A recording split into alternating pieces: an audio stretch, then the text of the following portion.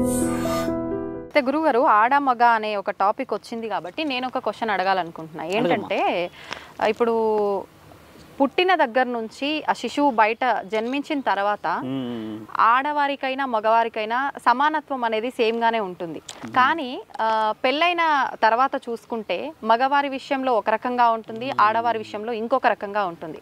ఆడవారి విషయమే తీసుకుంటే భర్త చనిపోయిన తర్వాత మనకు బొట్టు పువ్వులు గాజులు అన్ని తీసేసి విధవం చేసేస్తుంటారు.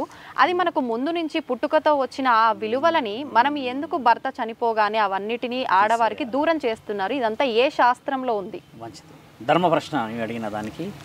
చూడమ్మా, వాగర్ధావ్య సంప్రోక్త వాగర్ధ ప్రతిపత్తాయే జగతి పితతరు వందే పార్వతీ పరమేశ్వర. జగతి పితతరు అంటే జగాలను ఏలిన పరమాత్ముడే పరమేశ్వరుడు, నా తల్లి పార్వతీ మాతే తల్లి. కాబట్టి మీరు అడిగిన ఈ ప్రశ్నకి జవాబు ఏంటంటే అమ్మా, ఒక స్త్రీ ఒక భూమండలానికి వచ్చిన తర్వాత, అంటే ఒక బిడ్డలాగా జన్మించి కూతురులాగా ఉండి ఒక భార్య వచ్చాక అన్ని విలువలను పంచుకునేది ఒక భర్తతోని.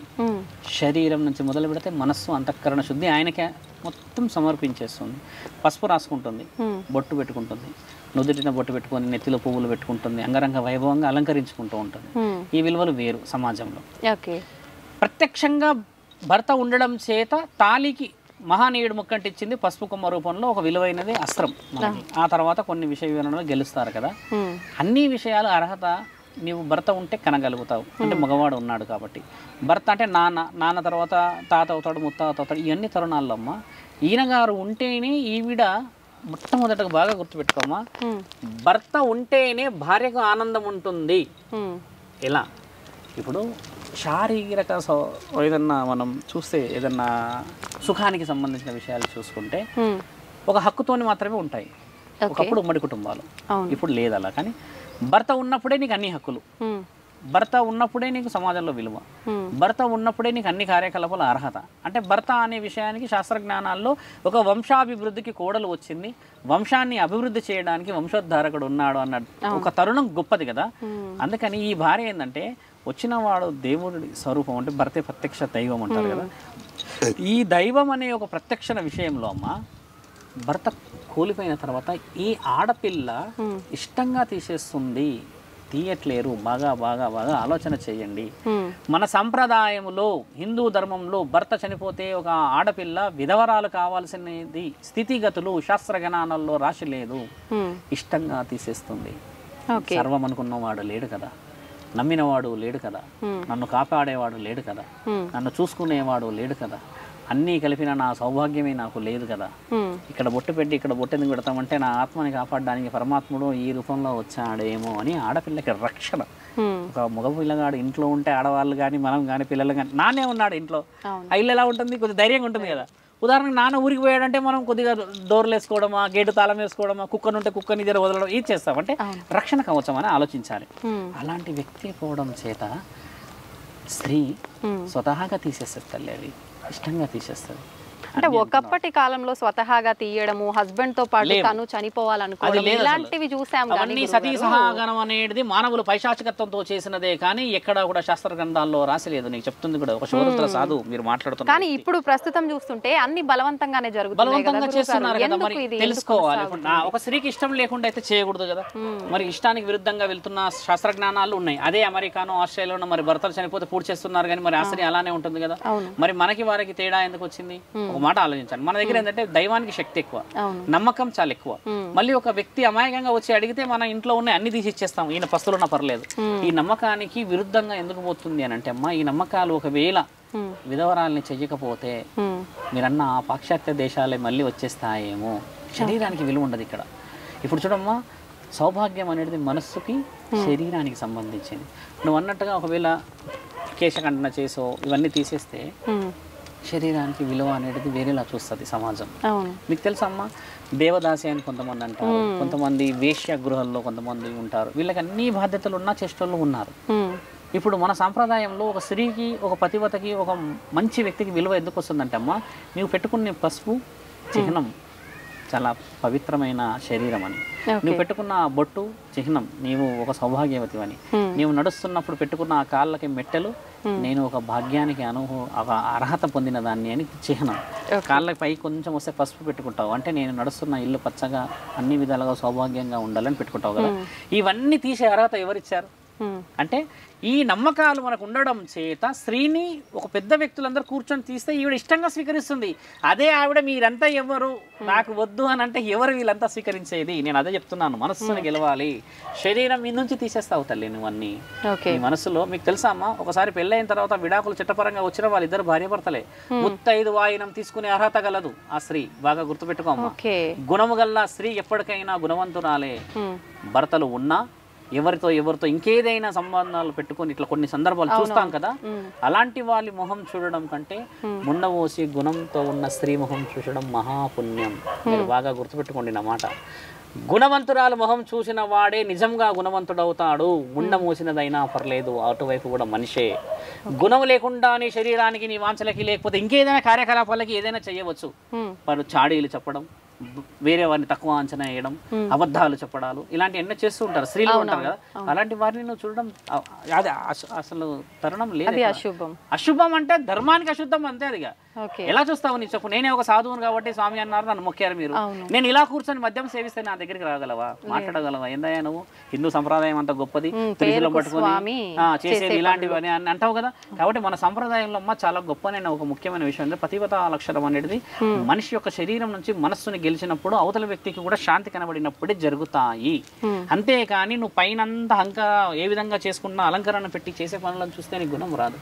ఇప్పటికి కూడా మన ఇంట్లో ఏమంటారు, అమ్మమోహం చూసుకో అంటారు, నానమోహం చూసుకో అంటారు. లేదా ఇంకెవరైనా మన ఇంట్లో వీధిలో కానీ ఎవరైనా మంచి వాళ్ళు పూజలు బాగా చేసేవాళ్ళు అంటే అక్కమోహం చూసుకో అని అంటారు. ఇవి ఎలా వచ్చాయి మరి? మాట ఆలోచించారు. అంటే గుణానికే కదా విలువ వచ్చేది, శరీరానికి విలువ రాదు తల్లి. మీరు చెప్పిన వాడు చాలా ఇష్టంగా మీకు చెప్తుంది ఏంటంటే గుణం గల స్త్రీకి విలువ ఈ సమాజంలో ఎప్పటికైనా మరో జన్మకైనా ఉంటుంది. గుణం లేని స్త్రీ, పురుషుడికి కూడా ఇది వర్తిస్తుంది, స్త్రీకి కాదు. పురుషుడు కూడా పరస్త్రీ వ్యామోహంలో తిరిగేవాడు, భార్యని వదిలిపెట్టిన వాడు కూడా ఈ అర్హత ఇద్దరికి ఒకలా ఉంటుంది. అంతేకాని స్త్రీని ఇక్కడ పోషిస్తలేను నేను, స్త్రీ విషయాన్ని నేను చెప్తలేను ఇక్కడ. ఒక స్త్రీ గుణవంతురాలు అయినప్పుడు ఇల్లంతా గుణంగా ఉంటుంది. పురుషుడు గుణవంతుడు అయినప్పుడు వంశమంతా గుణంగా ఉంటుంది. పురుషుడు నేను ఏది పడితే అది చేస్తానంటే మరి ఆడ తప్పు చేయాలంటే కడపకు కూడా తెలియదు కదా, చేయవచ్చుగా. మగవాడే ఎందుకు చేయాలి అంటే ఇంకా ఆడపిల్లలు అమాయకంగానే ఉన్నారు అని ఈ భూమండలానికి ధర్మం అనేది ఎందుకు ఆగింది? మీరు అన్నారు కదా అసలు లింగ రూపాల పూజిస్తున్నది పరమాత్ముడికి ఎందుకు పోస్తున్నారు అభిషేకాలు అనేది? మనం పోస్తున్న ఇంకా స్వీకరిస్తూనే ఉన్నాడమ్మా పరమాత్ముడు. అందుకే నిన్ను కాపాడాడు, నన్ను ఇంకా కాపాడుతున్నాడు. కాబట్టి ఇంకా ఈ లోకంలో కరోనా ఇంకా ఏదో పక్కనే ఉన్నాయి పెద్ద పెద్ద ఆయుధాలు చావడానికి, అయినా బ్రతుకున్నామంటే ఎక్కడో ఒక మాతృమూర్తులు, ఎక్కడో ఒక పురుషుడు కలియుగంగా చేసిన వ్యక్తుల యొక్క పుణ్యఫలం అది. నీవు అడిగిన ఈ ప్రశ్నలన్నీ చాలా చాలా వాల్యూడ్ ప్రశ్నలమ్మా. అయితే గురుగారు మీరు అన్నారు గుణం ఇంపార్టెంట్ కానీ సౌభాగ్యం కాదు. గుణం కలిగిన ఆడవారు మనకు వాళ్ళని మనం పలకరించి వెళ్ళొచ్చు, వాళ్ళు ఎదురు పడ్డా పర్లేదు బాగుంటుంది అని. కానీ వైధవ్యం కలిగిన స్త్రీలు ఎదురు రాగానే తప్పుకొని వెళ్ళిపోవటము, వాళ్ళని శుభకార్యాలకి అలో చేయకపోవడము, దూరంగా ఉంచడం, ఇలాంటివి చాలా చూస్తుంటాం. మీరు చెప్పారు గుణానికే వాల్యూ ఉంది కానీ దానికి కాదు అని చెప్పి. మరి ఇదంతా ఏంటి? ఇదంతా జీవితం పెళ్లి అనేది చేసిన తర్వాత ముండమోసడం చేసిన తర్వాత భర్తనే కోల్పోయింది అని అంటారంటే ఆమెని నష్టజాతకురాలు అంటారు. ముఖ్యంగా సౌభాగ్యాన్ని నోచుకోలేని ఈ స్త్రీ వేరే, ఇప్పుడు మనం కొంతమంది గొడ్రాలు అంటారు, పిల్లలు పుట్టలేరంటే ఒక కార్యక్రమాలకు రానియరు. అలాగే ముండమోసిన ఆవిడ వస్తే ఇప్పుడు కొంతమంది 16 సంవత్సరాలు 18 సంవత్సరాలు 20 సంవత్సరాలు ఉన్న అమ్మాయిలు ఉండి చదువుకొని మంచిగా పెళ్లిళ్ళ కోసం తిరుగుతున్న వాళ్ళు వస్తే వీరి జీవితంలో జరిగిన గుణగణాలు వీళ్ళకి చెప్తే వీరి మనసు కూడా పెళ్లి పైన పోవడమా, లేకపోతే చెడు ఆలోచనలకు, అంటే ఈవిడకి 30 ఏళ్ళకి పెళ్ళి అన్నీ అయిపోయి పిల్లల్ని కోల్పోయి భర్తని కోల్పోయి ఉందని అన్న సందర్భాలు వస్తే మైండ్ అనేది డైవర్షన్ అవుతుంది కదా. ముఖ్యమైన ఉద్దేశం మైండ్ డైవర్షన్ అక్కడ మీకు బాగా గమనించాము. అంతేగాని ముండమోసింది అడ్డొస్తే నీకు చెడు జరుగుతుందని ఎక్కడ రాసలేదు. నువ్వు ఒక ప్రూఫ్ తీసుకురా, నేను నీకు 100 ప్రూఫ్ తీసుకొస్తా. ముండమోసినది గుణవంతరాలు అడ్డం వచ్చిందంటే సాక్షాత్తు భగవంతుడి స్వరూపం అడ్డం వచ్చినట్టు గుణవంతరాలమ్మా. నీకు ఒక విషయం చెప్పాలా, ఇదే హిందూ ధర్మంలో ఒక ముండమోసిన రాలేదని ఎలా గుర్తుపడుతున్నావు నువ్వు? పసుపు పెట్టుకున్నది బొట్టు పెట్టుకున్నది అని కదా. మరి ఇలాంటి ముండమోసిన వాళ్ళే 100ల్లో ఉన్న వాళ్ళు ఇప్పుడు మన భూమండలంలో ముండమోసిందని కనిపెట్టడానికి రుజువులు ఉన్నాయి ఈ దేశంలో. వేరే దేశాల్లో లేవు కదా మరి లేవు. మరి వారిని చూస్తే మరి మీరు అన్నట్టుగా ముండమోసిందని అనుకోని వాళ్ళు కూడా జరగవచ్చు కదా. It has to be shown, ఒక ప్రూఫ్ ఏదో చూపించాలి కదా. అలా లేదు కదమ్మా. అంటే మన గ్రంథాల్లో మనకు చెప్పింది పెద్దవాళ్ళు ఏంటంటే చెడు సూచికని, అరే ఆవిడ కొన్ని కోల్పోయింది, కొన్ని అసూచకాలు జరిగాయి, మా పిల్లలు కనీసం బాగుండాలి, ఆ నీడ పోకూడదన్న ఒక తరుణాన్ని చెడుగా తీసారే. కానీ అమ్మ అది చెడు తరుణం కాదు తల్లి. నేను ధర్మంగా చెప్తున్నా, నీవు ఒక స్త్రీవి కాబట్టి చెప్తున్నా, గుణం కలిగిన ఒక స్త్రీ అయినా పురుషుడైనా ఎప్పటికీ పుణ్యాత్ముడే. బాగా గుర్తుపెట్టుకో. బాగా బాగా బాగా తెలియాల్సిన ఒక ముఖ్యమైన విషయం ఏంటంటే మనిషిని మనిషిలాగా చూడకుండా నిన్ను ముండమోషన్లాగా చూసి నువ్వు గుండు చేసుకున్నావని చూసి ఇలా తిట్టి తిట్టి తిట్టి నిన్ను పెడితే అమ్మా మరి నీ శరీరం నీకు బాధ అయ్యి నువ్వు చనిపోతే అంత పెద్ద కార్యక్రమానికి మరి శ్రీకారం ఎవరు చుట్టినట్టు? పశువైనా మనిషే కదా, దానికి ఒక గాలి ఊపిరి నీతో పాటే ఉంటుంది కదా. పరమాత్ముడికి లేని అర్హత ఆజ్ఞ మరి మీకెవరికి మనకెవరికి, నీకెవరు నేనెవరు? ముండ మోసింది అంటే గత జన్మలో చేసిన పాపపుణ్యాల కార్యక్రమాలకి పరమాత్ముడు ఏ విధంగా రాశాడో ఆ రాతలో ఈవిడ అర్హత ఎంత వరకు ఉన్నది అది ఆలోచించాలి కదమ్మా. అదే అంటారు ధర్మశాసనం. 13 సంవత్సరాలకి కొందరు పెళ్ళైతే 107, 108 సంవత్సరాలు వచ్చిన వాళ్ళు పెళ్లిగానోళ్ళు ఉన్నారు ఇంకా. అంటే పరమాత్ముడి ఆజ్ఞలో బలాన్ని చూడండి అంటున్నా. పాప పుణ్యాలు పరమాత్ముడికి తెలుసు కదా. ఈ జన్మలో నువ్వు చాలా మంచి స్త్రీవమ్మ, చాలా గుణవంతురాలివి, మంచి విలువను సంపాదించావు, కానీ నీకు ఏ పనులు అవుతలేవు, నీ ఎవరితో మాట్లాడినా కూడా అవుతలేవు అన్న సందర్భాలు వింటాం కదా. ఈ జన్మ మాత్రమే నీకు తెలుసు, కానీ గత జన్మలో నీవు ఎంతటి ఘనకార్యాలు చేసావో పరమాత్ముడికి తెలుసు కదా. కాబట్టి పాప జన్మం అనేది రాసిండు పరమాత్ముడు అంటే నీ యొక్క పూర్వజన్మ రాబోయే మరో జన్మని కూడా చూడగల మహానీయుడు మహాముక్కండి. ఏ దేవత స్వరూపమైనా అదే కదమ్మా. నేను అన్నది గుణం అనేది దాంతో పోల్చి చెప్పాను నీకు. ఈ విధంగా ఈ స్త్రీ కోల్పోయిందంటే మరి ఏ స్త్రీ ఏ జన్మలో ఆ పురుషుడికి ఏమి చేసిందో ఆలోచన చేసింది ఎవరు? మరి అందరి మొగోళ్ళు చనిపోవట్లేరు మరి అలాగా, అందరి ఆడవాళ్ళు అలా పోతలేరు మరి. ఇప్పుడు సమాజంలో ఆడది చనిపోతే మగవాడికి మరి ముండమోసే కార్యక్రమాలు లేవే, ఇమ్మీడియట్లీ వేరే వాళ్ళని తెచ్చే కార్యక్రమాలు ఉన్నాయిగా. మరి అలా ఎలా స్త్రీకి వస్తుంది? స్త్రీ ఫీల్ అయినట్టుగా మగవాడు ఫీల్ కాలేడమ్మా. ఒక ఆడది ప్రత్యక్షంగా ఉన్న భర్తని ఇలా చేతు పట్టుకొని అంగరంగ వైభవంగా ఎంత ఆనందంగా పోతుంది ఆలోచన చెయ్యి. 70 సంవత్సరాల అమ్మాయి వచ్చింది మొన్న, ఇద్దరు వచ్చారు భార్య, ఇద్దరు నా దగ్గరకు వచ్చి ఆవిడ వంగి నడుస్తుందమ్మా. నా కోసం 2 hours అయిందంట కూర్చున్నారు. వచ్చి ఏందమ్మా సంగతి అని మాట్లాడితే నేను అక్కడ కూర్చుంటా అమ్మ రా అంటే వాళ్ళు అక్కడ లేచి అమ్మ భర్త ముందు వస్తుంటే ఇలా పట్టుకుంటే ఆ అమ్మ ఇలా వంగి నడుస్తుంది, మొత్తం లేవలేదు. వచ్చి నా దగ్గర కూర్చుంది. చెప్పమ్మా బాగున్నావా నేనంటే ఏడ్చింది. ఏమన్నా మంచి లేదు స్వామి, ఇట్లా పరిస్థితులు బాగలేవు, సుఖంగా లేదు అన్నది. ఏమ్మా ఏం మాట్లాడుతున్నావు? ఇప్పుడు మీ ఇద్దరు వస్తూ ఉన్నారు కదా, ఇలా చేత పట్టుకున్నావు, ఆ తరుణమే నీకు అత్యంత విలువైన ఆస్తి ఐశ్వర్యం అన్న. అంటే అర్థం కాలేదు స్వామి అన్నాడు అలా ఆయన. నీ వయసులో ఉన్న వాళ్ళు ఇప్పుడున్న ఈ తరుణం సౌభాగ్యవతిని తీసుకొని వెళ్తున్నారా అని అడిగిన. అప్పుడు రియలైజ్ అయింది. ఎందుకంటే భర్తే ప్రత్యక్షంగా ఉన్నప్పుడే నీకు అన్ని, ఈవిడ ఉన్నప్పుడే నీకు అన్ని కదా. పట్టుకొని వస్తున్న ఆ తరుణమే గొప్ప తరుణం. ఇది కాకుండా ఇంకేం జీవితం కావాలని అడిగిన. 70 సంవత్సరాల్లో నేను భోజనం నిండుగా పెట్టినా నువ్వు తినలేవు కదా అని అడిగితే చాలాసేపు రియలైజ్ అయ్యి ఒక 1/2 hour 45 minutes మాట్లాడిపోయింది. అంటే మన సంప్రదాయం అంత గొప్పది అంటున్నా తల్లి. తోడు నీడ అనేది అది విలువ. స్నేహితుడితో నా ఫీలింగ్ రాదుగా, స్నేహితురాలతో నా ఫీలింగ్ రాదు కదా, కేవలం భర్తతోనే ఎందుకు వస్తుంది? సర్వం సమర్పించడానికి సిద్ధమవుతారు వీళ్ళిద్దరు. ఇక్కడ ఆడది ఏ విధంగా శరీరానికి ఆదవుతుందో మగవాడు అలాగే అవుతాడు. అందుకే వీళ్ళిద్దరు వేరు అని కాదు. ఆడ మగ అన్న విషయం కూడా అదే నేను చెప్పాను. ఒక స్త్రీ ఏ మోసపోతుంది అనుకోవడం చాలా తప్పు. ఎందుకంటే శరీర అవరోధాల వల్ల పరమాత్ముడు ఇచ్చిన ఆజ్ఞ వేరు, మగవాడి యొక్క శరీర అవరోధాల వల్ల ఆ ఆజ్ఞ వేరు. కాబట్టి ఈ విషయ వివరణలు లోతుగా పోయి తెలుసుకుంటామా. ఇద్దరు ఒకటే అనేది నీకు నేను చెప్తున్నాను. అర్ధనారీశ్వరి తత్వం అనేది అదే నేను చెప్తే. గురుగారు అర్ధనారీశ్వరి తత్వం ఇద్దరు ఒకటే, భర్త భార్య ఒక్కటే. మనకు శివుడు పార్వతి ఏ రకంగా సగభాగంగా ఉండిపోయారు అలాగే అని మీరు అంటున్నారు. నేనేమంటున్నా అంటే మరి వాళ్ళిద్దరూ సగభాగంగా ఉండి శరీరం ఒక్కటే అయినప్పుడు ఆడవారి నెలసరి విషయంలో మాత్రం వాళ్ళని అంటరాని వాళ్ళలాగా పక్కన పెట్టడం చూడటం ఎందుకని? చూడమ్మా, మా ముచ్చటైన ప్రశ్న మీరు అడిగారు. చూడండి, ఇప్పుడు శాస్త్ర గ్రంథాలు పక్కన పెడదాం, మనం శివుడిని కూడా పక్కన పెడదాం, అసలు అవసరమే లేదు. ఒక స్త్రీ ఒక పురుషుడు, అంతకు ముందుకు ఏమున్నది ఒక ఆత్మే. మొదట మనం మాట్లాడినప్పుడు ఆ ఆత్మకి ఒకవేళ నెలసరి రావాలన్నా ఇంకేదైనా రావాలన్నా ఒక ఆత్మకే వచ్చేది. అది ఆడనా మొగ అనేది లేదు. మీకు తెలుసా, పురాణ గాథల్లో శివుడికి రక్తస్రావం అయ్యేదని కూడా రాసి ఉంది. మీకు నేను మరో ఒక రోజు చూపిస్తాను. అయితే దాన్ని పరమాత్ముడే ఆపేసిండు, దాని ద్వారా కొన్ని విషయాలు జరిగాయని మనం చిన్నప్పుడు కథల్లో వింటూ ఉంటాం. అది నిజమని అంటే శాస్త్రజ్ఞానాల్లో పరమాత్ముడు ఎవరిని పుట్టించినాడు? వచ్చి ఆత్మని కదా. మరి ఆత్మని ఎలా పుట్టించాడు పరమాత్ముడు? ఎలా పుట్టించాడు? ఒక శరీరం నుంచి పుట్టించాడు అంటే ఆయన శరీరాన్ని పంచాడు కదా. ఇక్కడ భూమండలంలో ఇప్పుడు ఆడస్త్రీ మగస్త్రీ కలిసి చేస్తున్నది ఏంటి? శరీరాన్ని పంచడమే కదా. అంటే పరమాత్ముడికి నెలసరి ఉన్నదని అర్థమే కదా అది. కాబట్టి ఏంటంటే ఆత్మను పుట్టించాడంటే మరి ఆత్మను ఎలా పుట్టిస్తాడు ఆయన? ఒక శక్తి ద్వారా పెడుతున్నాడు. ఇప్పుడు వినాయకుడు ఉన్నాడు, ఆయన ఒక శక్తి. అంటే పార్వతీ పరమేశ్వరులకు ఇద్దరు కలయికలు పుట్టలేడు, కానీ ఆయన కొడుకే కదా. మరి ఇలాంటి బంధనానికి విలువ ఉంది కదా. అయితే మీరన్న ఆ నెలసరి విషయం ఏంటంటే శాస్త్రజ్ఞానాల్లో నుంచి రాసి పరమాత్ముడు ఇచ్చిన ఆజ్ఞలో రాలేదు, ఒక మానవుడు చేసిన కార్యకలాపాల నిమిత్తం వచ్చింది అది. ఎందుకంటే చాలా పూర్వం, చాలా చాలా పూర్వం వెళ్దామమ్మా. ఆ పూర్వం విషయంలో ఆడవాళ్ళకి మగవాళ్ళకి బట్టలు లేవు, మీకు తెలిసినవి, మనం వింటూ ఉంటాం, చదువుతూ ఉంటాం. ఆ తరుణంలో ఒక స్త్రీ వ్యవసాయానికి రావడం కానీ ఇంటి కార్యకలాపాలు ఏవి చేసినా కూడా ఆ 5 రోజులలో రక్తస్రావం అయిపోయి ఇంటి లోపే ఉండిపోయేది. బాగా గుర్తుపెట్టుకో, మనం అడిగే చాలా మంచి ప్రశ్న ఇది. రక్తస్రావం అయ్యి 5 సంవత్సరాలు 5 రోజులు అంటే అమ్మ ఆమె కూర్చున్న ప్రాంతం చెడిపోవచ్చు, కానీ ఎక్కడ నడిచినా భోజనం చేసినా ఇంకేదైనా వంట వండిన దగ్గర కూడా ఆ రక్తస్రావం వచ్చే అవకాశం ఉండవచ్చు.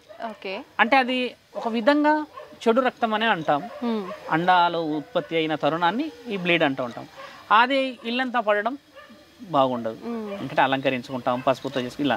ఆ తరుణాన్ని ఎలా మార్చాడు? ఒక మహా రైతు ఈ విధంగా జరుగుతూ వస్తూ ఉంటే పత్తి ప్రాంతం, పత్తి అంటే తెలుసు కదమ్మా, దూది. ఆ దూదికి నీళ్ళని పీల్చుకునే గుణాన్ని గమనిస్తాడు ఆయన. చెట్లలో నీళ్ళలు పడ్డప్పుడు నీళ్ళ పడితే గమనించి అదేంది నీళ్ళు పీల్చేసుకుంటుంది ఈ విధంగా, ఇది వెనక చూస్తే మొత్తం నీళ్ళే లేవన్న ఆలోచనని ఏం చేశాడంటే దాన్ని ఇంత పెద్ద మూట చేశాడు.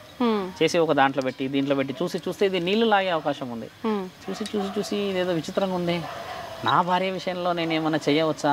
ఇల్లంతా ఈ విధంగా అశుద్ధి జరుగుతుంది, ఈ విధంగా నా భార్య నిజంగా ఇబ్బంది పడుతుంది కదా. అంటే భార్య అంటే ఆడది అని అర్థం అన్న ఆలోచన తీసుకొచ్చి ఇచ్చినప్పుడు దాన్ని ఆపగలిగే శక్తి వచ్చిందమ్మా. అదేంది ఆపగలిగే శక్తి అలా ఎలా వచ్చేసింది?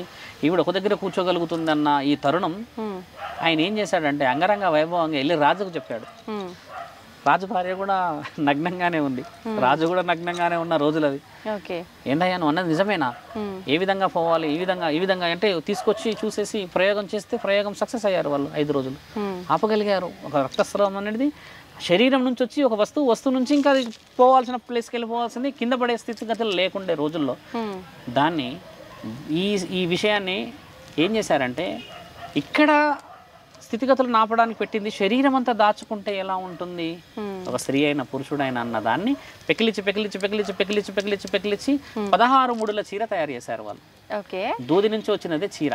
ఆ చీర కట్టినాక ఇప్పుడు మనం పూర్వం చూస్తాము 13 ముడులున్న చీరలే ఉంటాయి. ఇక్కడ ముడి వెనకాల 2 ఉంటాయి, కింద ఉంటాయి, ఇలా దోతిలా ఎనుకుంటాయి, ఇలా 16 ముడులు. ఇప్పుడు లేవు, చాలా తగ్గాయి. ఆ 16 ముడుల చీర కట్టిన తర్వాత అమ్మ వీళ్ళకి దీన్ని అడ్డుగా పెట్టుకునే అవకాశం లేదు, బట్టలే లేవు కదా, అంత జ్ఞానం లేదు చేసుకునేది. మరి నెలసరి రాగానే మళ్ళీ అదే స్థితి వచ్చింది ఆడవాళ్ళకి. ఏం చేయాలి? అదే వచ్చింది కదా. చీరని అయితే కట్టడం మొదలు పెట్టాము, లేదా చీరని ఏ విధంగా చేయాలి? ఈసలు ఆపడానికో ఏదో చేయడానికి చూసాం, కానీ చీరని కట్టే పద్ధతి అనేది ఏంటంటమ్మా ఇప్పుడు ఎలా చుడుతున్నారు ఆడవాళ్ళు అలానే చుట్టుకునే తరుణం వచ్చిన సందర్భం అది. రక్తస్రావం వస్తే ఆవిడ వెళ్తూ ఉన్నప్పుడు మళ్ళీ అలాగే కనబడితే బాధపడి ఏం చేయాలని చూసినప్పుడు ఆ రోజు మీరు అనుకున్న ఆ తరుణాన్ని ఒక మహానీయుడు ఏం చెప్పాడంటే చీరని కింద నుంచి పైకి కట్టండి అన్నారు. దాన్ని 7 అంచుల చీర అంటారు. కిందికి 7 అంచులు వదులుతామా, ఆ 7 అంచులు పైకి వదిలేరమ్మా. ఇలా వెనక్కి వదిలిన 7 అంచులు. ఆ 7 అంచుల్లో అమ్మ 5 రోజులు కట్టేవాళ్ళు చీర. 5 రోజుల రక్తస్రావం అయిపోయేది. ఆ పొరలు దాటుకుంటూ వచ్చేసి వీళ్ళు ఆ 5వ రోజు గంగా స్నానం. అప్పట్లో ఏంటంటే వనమూలికలు ఉండేటి, సబ్బులు ఇవన్నీ లేకున్నా కూడా గంగా అనేది పవిత్రమైన వనమూలికలు ఉండి అష్టసుగంధాలు ఉన్నప్పుడు అదన్నీ కడిగి మళ్ళీ పెట్టుకునే తరుణమే చీర అమ్మ. ఈ యొక్క పవిత్రమైన ఈ విషయాన్ని పరమాత్ముడు మానవుల చేత చేయించింది, మానవులు రక్షించుకున్నది. అలాంటిది నా తల్లి పార్వతీమాత కూడా నువ్వు అన్నట్టుగానే అర్ధనారీశ్వరి శరీరంలో ఉన్నప్పుడు మరి నా తండ్రి ఎక్కడికి పోవాలి కదా. దేవుడు పరమాత్ముడు మనం ఎన్నో పూజలు పురస్కారాలు దీప నైవేద్యాలు ఇస్తూ ఉంటే పార్వతీమాత పక్కకి వెళ్ళాలా? అప్పుడు వెళ్తే పరమాత్ముడికి విలువ లేదు కదా. కాబట్టి అంటూ ముట్టుకి 2 విలువలు ఏంటంటే అమ్మ, అంటూ అనేది శరీరం నుంచి వచ్చింది కాబట్టి నా తండ్రి నా తల్లిని పరమాత్ముడు వదిలిపెట్టి వెళ్ళాడు. దానికి శాస్త్రజ్ఞానాల్లో కామాఖ్యాదేవి అస్సాం రాష్ట్రంలో ఆమె రక్తస్రావాన్ని తెచ్చిన చిన్న క్లాత్స్ తీసుకొచ్చి పూజిస్తారు కదా. అంటే మన దగ్గర ఉన్న విలువ ఎంత పవిత్రమైంది మరి, ఎక్కడి నుంచి ఇది అపవిత్రమైంది మరి. ఇదంతా మాటల ద్వారా వచ్చిన యుద్ధాలు, రుజువులు అలా అలా అలా అలా అలా అలా అలా బయటికి వెళ్ళిపోయి. ఒక మాట చెప్పాలమ్మా, ఒక రాజు వీధిలో అడుక్కున్న వాళ్ళతో ఏ విధంగా శారీరక సంభోగం చేస్తాడు మరి అపవిత్రమైతే? మాట ఆలోచించండి. అపవిత్రం 5 రోజులే అని అనుకోకుంటుంటే రాజు మరి ఎక్కడో వీధిలో ఉన్న వాళ్ళని ప్రేమించింది చూసాం కదా, మరి ఎలా వచ్చింది? రాజు అన్నప్పుడు మరి రాణిని ప్రేమించాలి కదా. ఇవన్నీ పరమాత్ముడి ఆజ్ఞలమ్మా. బాగా తెలివిగా అడిగిన ప్రశ్న కదా. చీర పుట్టడానికి గల కారణం అది నువ్వు అన్నది. చీర ఏ విధంగా వచ్చింది చూసావు కదా. స్త్రీ యొక్క ఒక మానవ జన్మ ఉద్భవిస్తున్న స్థానం నుంచి పుట్టింది చీర. దాన్ని కాపాడుతూ కాపాడుతూ కాపాడుతూ ఈరోజు చీరల స్థితిగతులు కొన్ని మన ఎక్విప్మెంట్స్ మారాయి కాబట్టి దాన్ని ఆపగలిగాం. ఆ విధంగా వచ్చిందే నువ్వు అన్నది. ఇంకెక్కడ ఉంది చెప్పు ఇక్కడ ఒక స్త్రీని అపవిత్రం చేసేది? ఎక్కడ ఉందా అమ్మా? నేను నీకు చెప్తున్నది అబద్ధం అనిపించిందా ఎక్కడ? శాస్త్ర జ్ఞానాల్లో రాసి ఉంది. నీవు శివపురాణం ఓపెన్ చేసి చూడు, నువ్వు కొట్టి చూడు, అది రాసి ఉన్నది. లేకపోతే శివరుద్ర దగ్గరికి మళ్ళీ రాసి ఉన్నాయే చెప్తున్నాం మీకు నేను. ఇవి పాటిస్తున్న వాళ్ళు అదే 16 మూడలు చీరలు కడుతున్న రాష్ట్రాలు మన భూమండలంలో ఇంకా ఉన్నాయి. నువ్వు అదే గుజరాత్కి వెళ్ళు, అదే కేరళకి వెళ్ళు, అదే తమిళనాడుకి వెళ్ళు, పెద్దవాళ్ళు అదే చీరలు కడతారు. ఎందుకు కడతారు? ఏ విధంగా కడతారు? వాళ్ళ యొక్క స్థితిగతులు ఇంకా సాంప్రదాయాలు ఎందుకు పోలేవు? మన యొక్క వ్యక్తిగతంగా చేస్తున్న పనుల నిమిత్తం మారాయే కానీ ఆడదాని శరీరం మగవాడి శరీరం మారలేదమ్మా. బాగా గుర్తుపెట్టుకో. తినేది అన్నం నోటి ద్వారానే. మానవుడు తెలుసుకోవాల్సింది కూడా ఏంటంటే ఎన్ని చేసినా ఎక్కడ చేసినా శివుడు లింగ రూపంలో కూర్చొని చూస్తున్నాడనేదే పెట్టాలి. అలాంటిది నా తండ్రి పార్వతీ పరమేశ్వరుల రక్తస్రావం అనే ఒక విషయం మాట్లాడినప్పుడు ఎలా విడిపోతారు? అంటూ ముట్టు అన్న విషయం ఎందుకు మాట్లాడుతున్నామంటమ్మా? ఏ స్త్రీని పక్కన పెట్టవచ్చు అంటే పెళ్లి కాకుండా మీరన్నా ఏదైనా విషయ వివరణలు చేసి గర్భానికి సంబంధించి ఏదైనా తీసేసిన దాన్ని నిజంగా పరమాత్ముడు స్వీకరించడు. ఎందుకంటే ఒక పురుషుడి ద్వారా వచ్చింది కదా, దాన్ని స్వీకరించడు. నీ శరీరంలో ఉన్న దాన్ని స్వీకరించడం పరమాత్ముడితో సమానం. నేను ఓపెన్గా చెప్తున్నాను. నీ శరీరంలో వచ్చిన దాన్ని స్వీకరించేది ధర్మం. వేరే వారి ద్వారా వచ్చి కొన్ని రక్తస్రావాలు జరిగావు, మనం దాన్ని ఓపెన్గా చెప్పాలంటే మిస్క్యారేజెస్ అంటారు. అలాంటి విషయాలని స్వీకరించకూడదు. ఎందుకంటే నీ శరీరాన్ని పవిత్రతంగా పరమాత్ముడు స్వీకరిస్తానన్నాడే కానీ చెడిపోయిన శరీరాన్ని స్వీకరిస్తానని అనలేడమ్మా. ఇది చాలా లోతైన విషయం. అలాంటి విషయాన్ని స్వీకరించడం మన ధర్మంలో ఉంది. స్వీకరించడం మన ధర్మంలో ఉన్నప్పుడు ఆ 5 రోజులు పూజలకి ఆలయాలకి దూరంగా ఉండాలి, భగవంతుడి ఆరాధన చేయకూడదు అంటుంటారు కదా. రాసిన విషయం మీరు చెప్పాలి గురుగారు. జనరల్ గా మనం లేదు, రాసి లేదు నా తల్లి, ధర్మంగా రాసి లేదు. ఒక స్త్రీ ఈ విధంగా జరిగినప్పుడు అక్కడికి రావాలని ఋతుస్రవం ఋతుచక్రం అనేది 5 రోజులు. ఎందుకంటే ఎందుకు పూజకు రాదంటే అమ్మా, గుడికి ఎందుకు రావద్దన్నారు మీకు తెలుసా? ఈవిడ యొక్క శరీరం నుంచి ఒక 1 లీటర్ 2 లీటర్ కొంచెం బ్లడ్ లాస్ అవుతుంది కదా, ఓపిక ఉండదని రావద్దన్నారు అంతే. నువ్వు పూజ చేస్తే స్వీకరించలేడు అని రాసి లేదు నా తల్లి. ఓపెన్గా చెప్తున్నా వినండి. ఓపిక లేదు, రక్తస్రావం అవుతుంది వంగినప్పుడు, లేచినప్పుడు, కూర్చున్నప్పుడు, ఏదైనా కార్యకలాపాల నిమిత్తము నువ్వు పోయినప్పుడు ఆ మెట్లెక్కలేవు. ఆ పూజ బిందెలో పోయాలి నీళ్లు, ప్రసాదం ఇంకేదో చేయాలి, అక్కడ ఏదైనా కడగాలి చేయాలంటే అంత ఓపిక నీకు ఉండదు కదమ్మా. This is called a mind game. బాగా గుర్తుపెట్టుకోండి. దాన్ని ఈ విధంగా మార్చుకొచ్చింది సొసైటీ. నేను ఓపెన్గా చెప్తున్నాను కదా నీకు. నేను ఇప్పుడు నేను లాస్ట్ టైం ఇంటర్వ్యూలో చెప్పింది కూడా అదే. ఒక ప్రెగ్నెన్సీ ఉన్న అమ్మాయి ఇల్లు ఎందుకు ఖాళీ చేయదు అని అంటే, ఇంతమంది అని చెప్పి ఇల్లు ఖాళీ చేస్తే ఆ ప్రెగ్నెన్సీ పోతుందంట అని అన్నారన్న విషయాన్ని నేను చెప్తే యాంకర్ చాలా రెస్పాండ్ అయింది. ఏం తెలుసా అమ్మా, 10 సార్లు నువ్వు వంగుతావు కదా ఒక వస్తువులు తీనికే, ఇక్కడ బడ్డన్ పడుతుంది కదా, ఇక్కడ బడ్డన్ పడ్డప్పుడు బ్లీడింగ్ అయ్యే అవకాశాలు ఎక్కువ ఉంటాయి కదా. లోపల పిండం కదా తల్లి. ఇది శాస్త్రమా జ్ఞానమా? గుర్తుపెట్టుకో, జ్ఞానం తల్లి. ఈ జ్ఞానాన్ని మానవులు ఏం చేశారు అని అంటే, ఈ విధంగా ఇబ్బందులు జరుగుతాయి, ఈ విధంగా జరుగుతుంది. ఆవిడ నడుచుకుంటూ వస్తే ఒక దగ్గర కూర్చోలేదు కదా, విశ్రాంతి అవసరం. ఎందుకంటే ఋతుచక్రం అన్నారు. బాగా గుర్తుపెట్టుకో, మానవుడి జన్మ ఒక ఋతువు. ఈ ఋతువు చక్రం అంటే మారడానికి బ్లడ్ ప్యూరిఫికేషన్ అవుతుంది మానవుడికి. ఇప్పుడు మీ శరీరానికి నా శరీరానికి తేడా ఎందుకు ఉంటుందంటే అమ్మ, నీది బ్లడ్ అనేది ఫ్లో అవుతూ ఉంటుంది ఎవ్రీ మంత్, కాబట్టి మీ శరీరం మెత్తగా ఉంటుంది. మా మగవారిది వచ్చేసరికి కాదు, కాబట్టి ఇంత హార్డ్ ఉంటుంది శరీరం. దాంట్లో ఉన్న సీక్రెట్ అదొకటే. దీనికి మీరు ఇక శాస్త్రాలు గూగుల్ సెర్చ్ చేస్తే మరి 3 రోజుల లెసన్స్ వస్తాయి. అది వేరు, సింపుల్. మీ బ్లడ్ ఫ్లో అవుతుంది ఎవ్రీ మంత్, మగవారిది కాదు కాబట్టి ఈ యొక్క శరీరం ఇంత హార్డ్ ఉంటుంది. సింపుల్, అంతకుమించి వేరేది ఏం లేదు. నువ్వు అన్న అదే విషయము చాలా తెలివిగా అడిగావు కదా, తెలివిగా సరైందా? మీరైనా అలసిపోతారు కదా ఇప్పుడున్న జనరేషన్లో. కొంచెం వీక్ ఆఫ్ తీసుకోవాలనో లేకపోతే ఇంట్లో ఉండాలనిపిస్తుందా లేదా? శరీరం బర్డన్, కొంచెం బ్లడ్ లాస్ అవుతావు. ఈడ కొయ్యి మరి మాకు నేను కూర్చుంటానా, నేను కూడా వస్తాను నీతో పాటు, రాలేను కదా. నా బ్లడ్ పోతే నాకు ఎంత ఇబ్బంది అవుతుందో, నీ విషయంలో కూడా అదే కదమ్మా. అదే ఆలోచించాలి అంటున్నాను నా తల్లి. మీ ద్వారా చాలా మంచి విషయాలు తెలుసుకున్నాం. ధన్యవాదాలు. ధర్మో రక్షతి రక్షత. ఉంటామమ్మా.